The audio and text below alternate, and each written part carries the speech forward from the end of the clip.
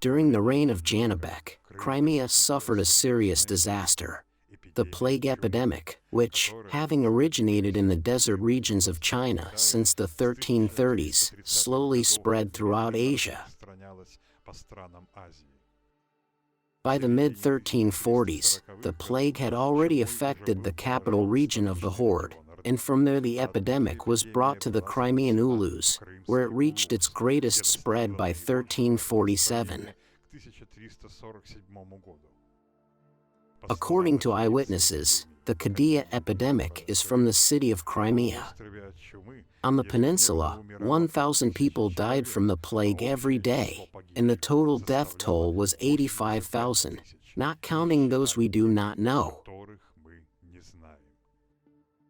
The height of the epidemic coincided with military operations in the Crimean Ulus, shortly before the same raid came into conflict with Italian traders and the Genoese Café sent its troops, which besieged the city. During the siege, an outbreak of epidemic broke out in the ranks of the Khan's army. There is a widely known episode when, despairing of success, the Horde army began throwing plague corpses with catapults into the besieged Kaffa. The Genoese dumped these bodies into the sea, but the plague spread to the city. The Café population has almost died out, but Djanibek never managed to take her. His army was weakened by the epidemic,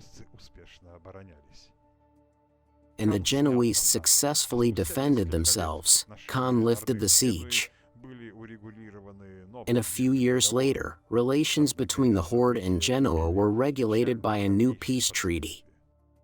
However, these events had sad further consequences. Ships returning from infected Kaffa brought the plague first to Byzantium, from where the disease spread to the Middle East, and then to Italy, because of which the epidemic quickly spread throughout Europe. Ulu Muhammad subjugated the former Bulgar Ulus of the Horde to his power and set up his residence in the ancient Bulgar fortress of Kazan. Soon Kazan grew into a crowded capital city. In fact, during these years, Ulu Muhammad created